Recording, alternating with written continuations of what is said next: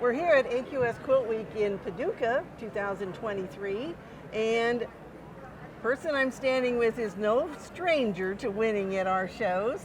Margaret Gunn won third place in the Wall Quilts Movable Machine Quilted sponsored by Juki. Congratulations. Thank you. Another beautiful quilt. Oh, so I'll tell you what strikes me about your work is how you create these beautiful secondary designs with your quilting.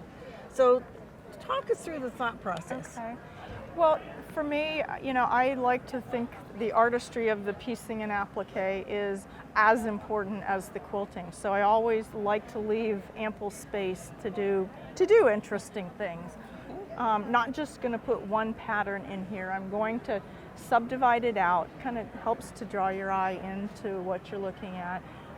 We have the ring of pearls here, which I have also put out here and echoed it as another way to frame these sections.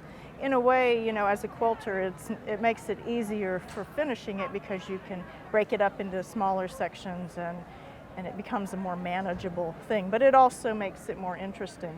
The one thing I did on this one that I don't always do is use colored thread to help accentuate where these frames are located. So the fill work in here, done really finely, densely with a fine thread, helps to show off the fact that there is a sub-framing in there. Same thing out here. That's actually a very soft chartreuse colored thread. Is that what's in here too? It is, yeah. Gosh, you see a shadow, but not really a color. It's very fine silk thread. It's that color on the cone. Really? Yeah. Wow. This one shows up, being that it's cooler in nature, the purple really gives it a cool tone, but it does the same thing. It just plays with your eye a little bit and helping to section out these areas. We can do the same thing though, playing with the texture of the quilting. The feathers are a larger scale element, more comparable to the applique, but this being very dense with the line work, then the feathers tend to pop and really create that frame. Same thing going on. And I think also what you've done with some of the organic shapes in some of your quilting sections. And that's not really by accident either. That is intended to kind of play with the theme of the quilt. The Hungarian Rhapsody. Well, it's that's just a name, but clearly in the applique, it's all about the flowers and the leaves and the occasional spider web that's up here, minus the spiders because we don't do those. But it's reminiscent of my garden. Okay. Now these almost look like they're stuffed, and so have you used 2 layers of batting?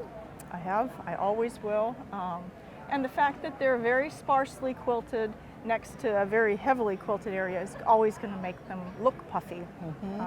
Yep, the batting is going to have, I believe, an 80-20. I don't remember if it's the wool cotton or if it's just the cotton poly bat, but with a wool batting on top. And that springs, and that's what makes it look like Trapunto. And it doesn't have the memory that when it gets squished and folded and shipped back and forth to shows or put in a box in my basement, once you lay it back out, poof, you get that pops right back up, that nice doesn't it? pop again.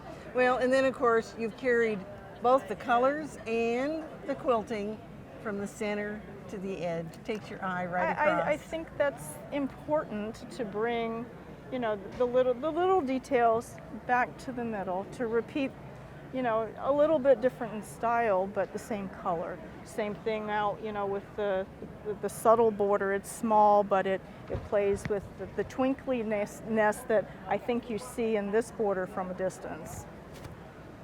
Well, it's another beautiful quilt, and congratulations again. Thank you.